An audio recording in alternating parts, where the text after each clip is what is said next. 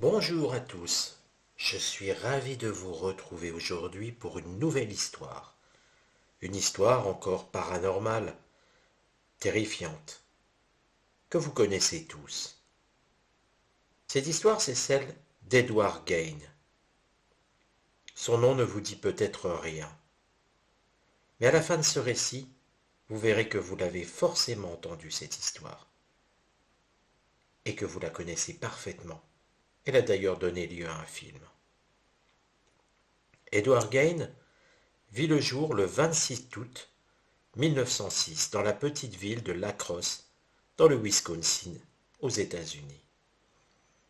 Ses parents, George Philip et Augusta Tiffany Wilhelmine Gain, étaient tous deux originaires de la région et ils avaient deux fils, Henry George et son frère, Edward Theodore.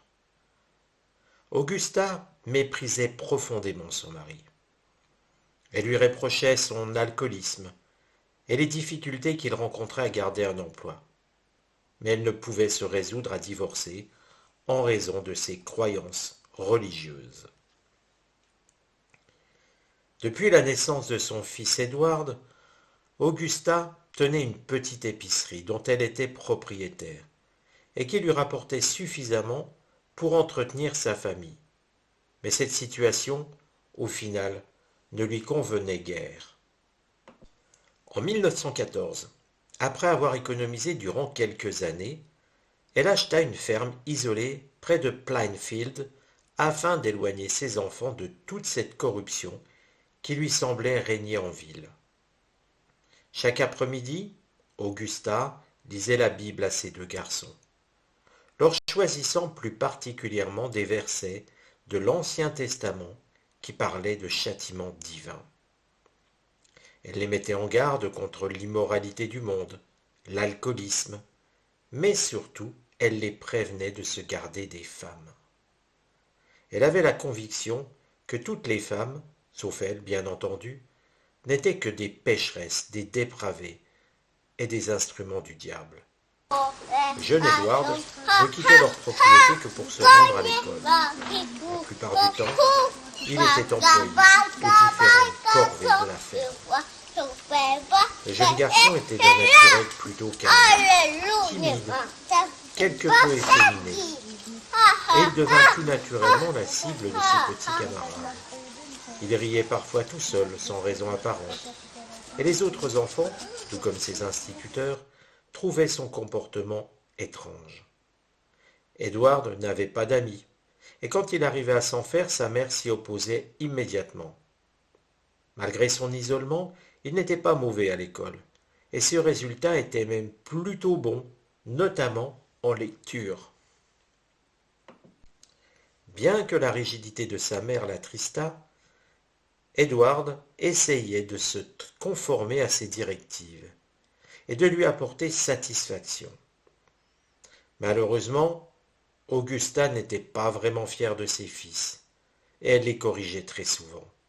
À ses yeux, les deux garçons étaient destinés à devenir des moins que rien, tout comme leur père. À l'âge de 13 ans, comme l'avait été son frère avant lui, Edward fut retiré du cursus scolaire, afin de se consacrer entièrement aux travaux des champs.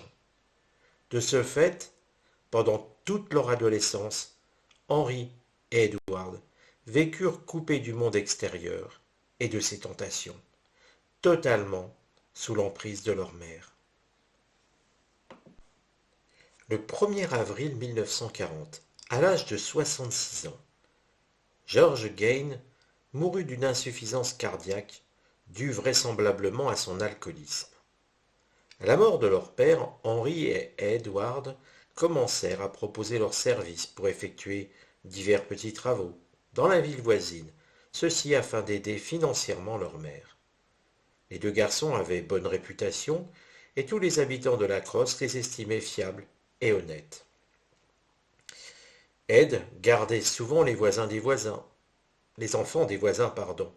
C'était un travail qu'il appréciait tout particulièrement, car il lui était beaucoup plus facile de s'ouvrir aux enfants qu'aux adultes.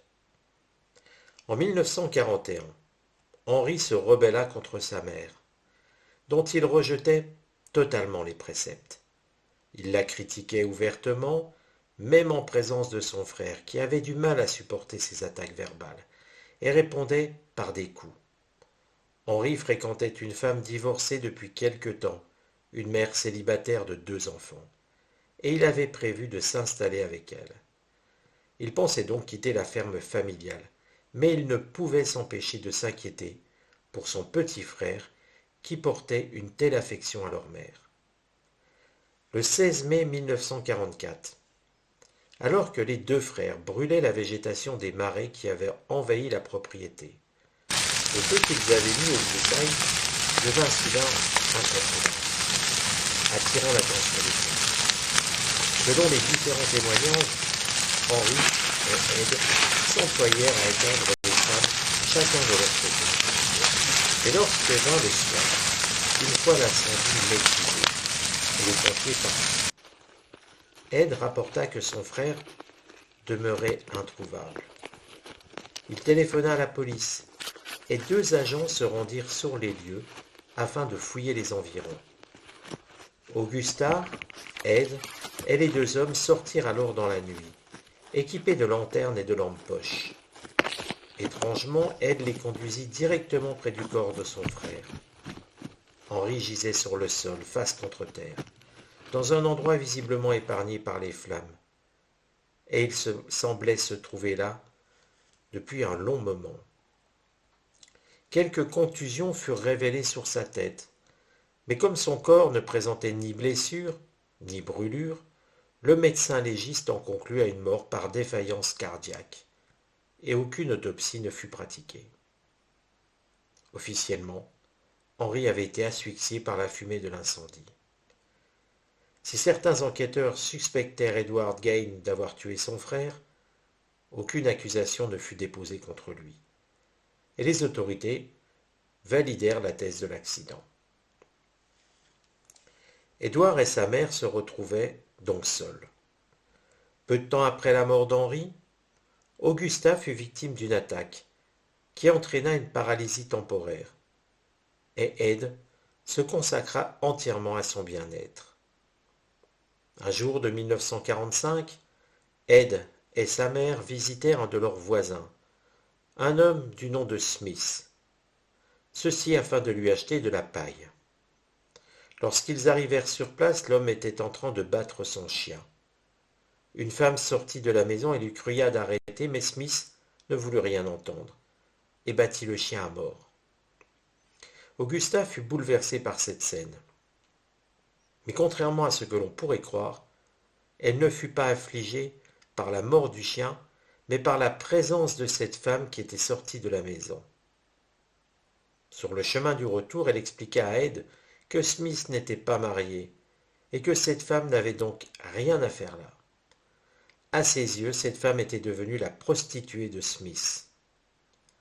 Quelque temps plus tard, Augusta subit une 2e attaque et sa santé se détériora rapidement. Elle mourut le 29 décembre 1945 à l'âge de 67 ans. Ed était dévasté par sa mort. Il avait perdu son seul ami, son seul véritable amour, et se retrouvait absolument seul au monde. Après la mort de sa mère, Edward Kane, qui était alors âgé de 39 ans, continua à occuper la demeure familiale. Il condamna toutes les pièces où Augusta avait l'habitude de séjourner. Sa chambre, la salle de séjour, le salon, les laissant totalement intactes, exactement dans l'état où elle se trouvait au moment de sa mort. Puis quelque temps plus tard, il se réfugia dans une petite salle près de la cuisine, qui devint sa chambre. Ce fut à ce moment-là qu'il bascula dans la folie.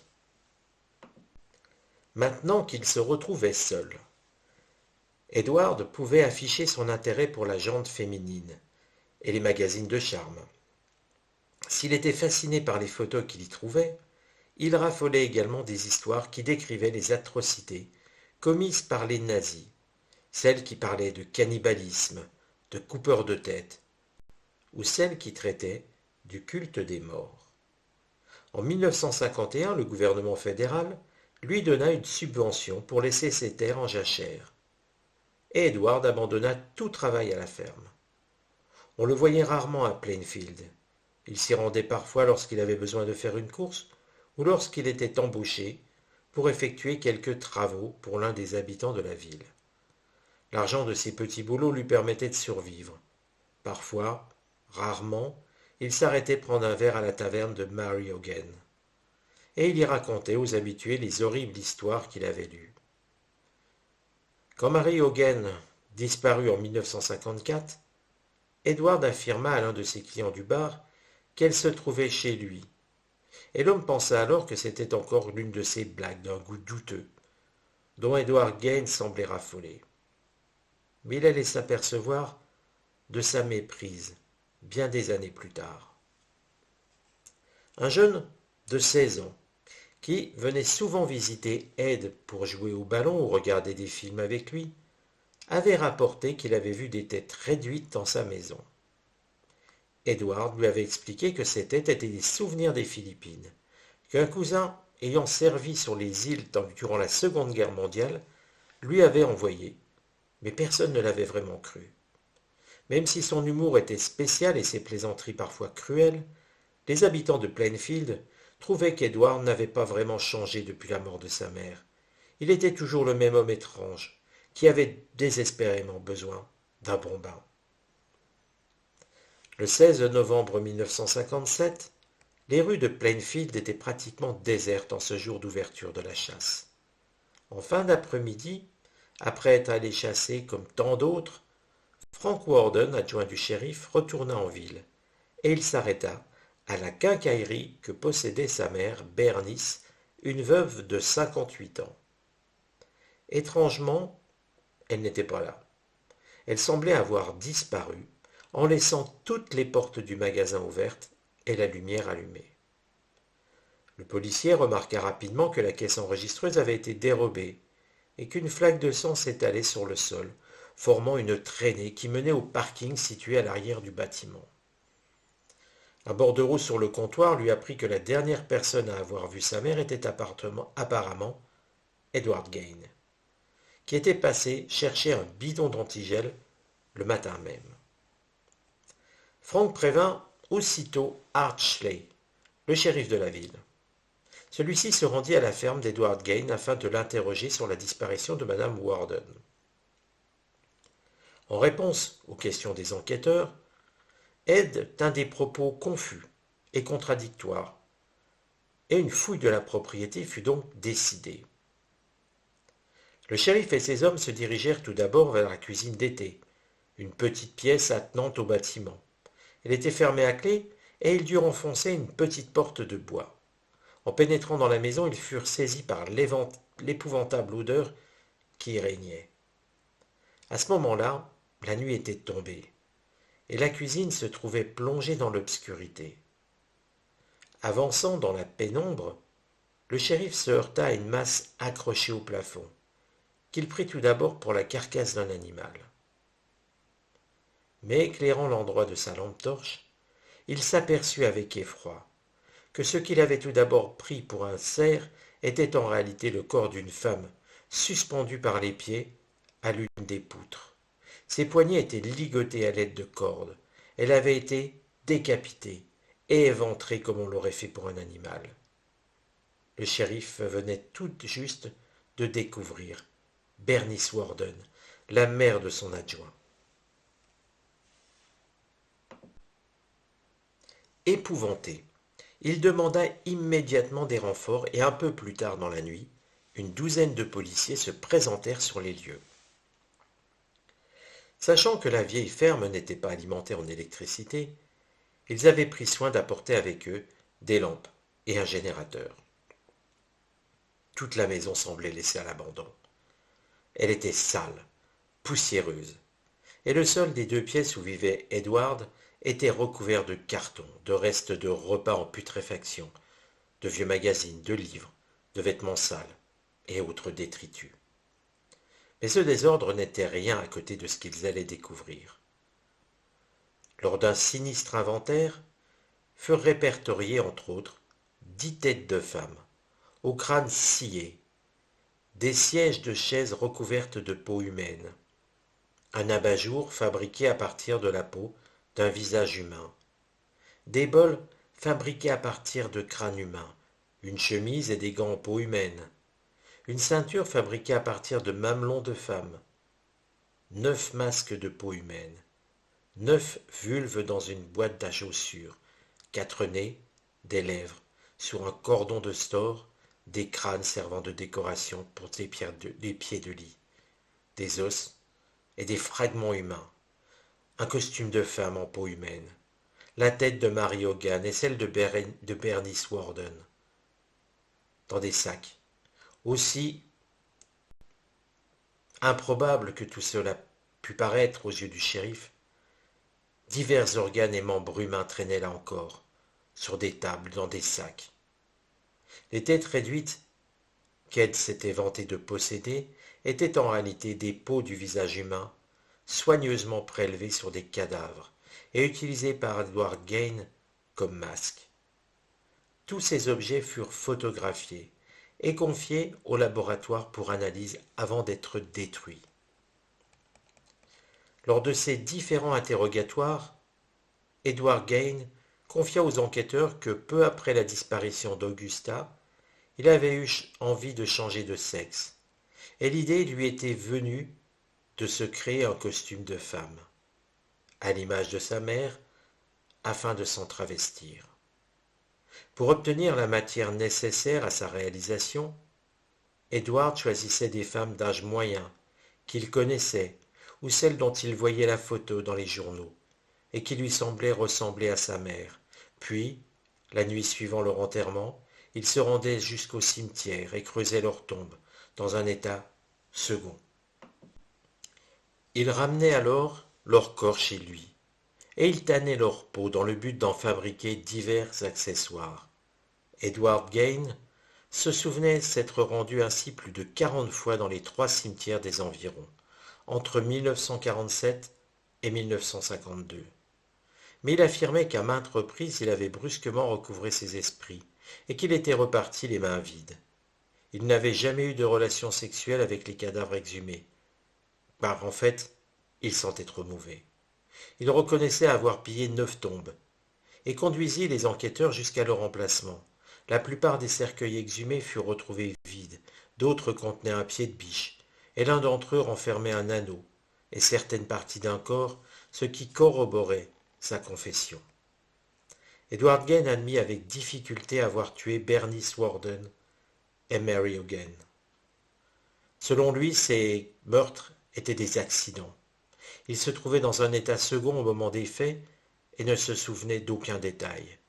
Les restes épars d'une quinzaine de corps avaient été retrouvés disséminés un peu partout sur sa propriété, et les enquêteurs étaient persuadés que Bernice Worden et Mary Hogan n'étaient pas les seules victimes. Les noms de plusieurs jeunes filles disparues dans la région furent évoqués, et leurs disparitions furent attribuées à Edward Gain. Il y avait également 2 chasseurs qui pouvaient potentiellement être ses victimes, mais aucun reste masculin n'avait été retrouvé dans la maison, ce qui tendait à invalider cette thèse. Edward Gain ne put être jugé. Les psychiatres chargés de son expertise le déclarèrent schizophrène, et il fut interné au Waupun State Hospital. Son état fut attribué à la relation malsaine qu'il avait entretenue avec sa mère durant toute son enfance, et son attirance pour celle-ci. Une fois adulte, l'attirance et la répulsion qu'il ressentait pour les femmes, et la dualité de ses sentiments, s'étaient peu à peu transformés en psychose. Peu après, les biens d'Edward Gain furent mis aux enchères, ce qui attira une foule de curieux. Les organisateurs de la vente avaient décidé de se faire payer un demi-dollar pour la visite de la ferme, mais il en découla de telles protestations qu'ils durent revenir sur leur décision et ouvrir les portes gratuitement. Le 20 mars 1958, les pompiers durent intervenir pour éteindre un incendie qui s'était déclaré dans l'ancienne ferme d'Edward Gain.